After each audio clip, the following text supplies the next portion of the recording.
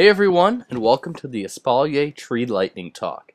In this video, we're going to cover what is an Espalier tree, what types of plants are they, why you should grow one, and how you can grow one. So let's get started. What is an Espalier tree? Well, besides looking great, Espalier trees are a great way to bring fruit down to eye level and within arm's reach. They are trees, typically fruit trees, but others like crabapple are common as well, and they are grown along a set of wires or a trellis. This is typically grown up against a wall, but can be freestanding tree as well. What types of plants are they? They typically range depending on what USDA plant hardiness zone you're in, but espaliers are typically apple trees, pear, or fig trees.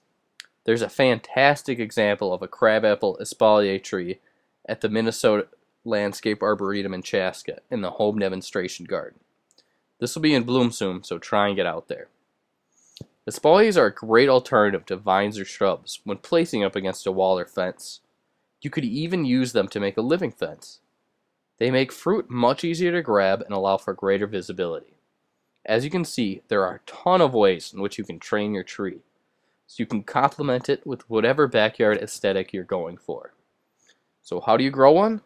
It's not complicated, but it does take a long time. Let's begin by finding a suitable area and preparing it for growing an espalier tree. First, we'll find an area with lots of sunlight. Most fruit trees love the sun, so unless you're growing a shade-tolerant plant, you want an area that will get sun for years to come. Also, be sure to check the soil. I always encourage folks to go and get a soil test. Either way, you want to make sure that your selected area has the right amount of drainage, the right pH for your plant, and a good mix of organic material and is large enough for the plant to grow. Since fruit trees aren't self-pollinating, you may need to plant 2 or more fruit trees. They do not need to be both in the espalier shape, but they do need to be relatively close to each other. After you found a good area, it's time to prep it. There are a number of ways you can set up your training wires or trellis. Each has their own particular method, but the practice of training the branches remains the same. For this video, I'll be looking at a horizontal cordon espalier tree against a fence. Garden Time TV on YouTube recommends putting a 6-inch eye bolt into your fence. It is important to have some length to it because we want to give your tree some room for airflow and growing space. You do not want it pressed against your fence. The space between these depends on how far out you'd like your espalier tree to grow.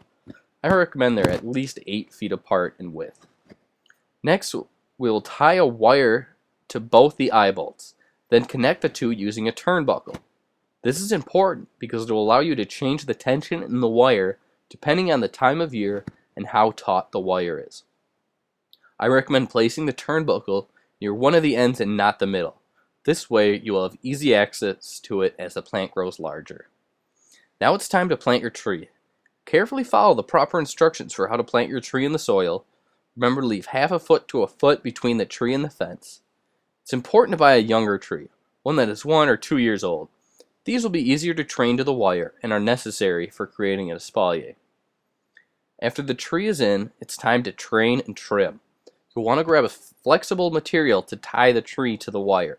If the material you're using does not have any stretch or give to it, you could end up chortling the plant and eventually killing it. So take the branches closest to the wire and gently tie them to it using that flexible material. Repeat this step for both sides of wire and for as many wires as you're using. Now that those are tied down, we can trim the excess branches. We want to encourage only the branches attached to the wire to grow, so clip any excess branches. Finally, clip the very top of the tree, right near where the topmost wire is. This cut may seem pretty drastic, but it's important to maintain that espalier look. Now all that's left is to move the flexible material down as the branch grows, probably once every few months or so. Also remember to check the wire tightness and use that turnbuckle when necessary. Thanks everybody for watching. Remember, there's a ton of other videos online to help you with this process, and even more articles online. Thanks again, and good luck gardening.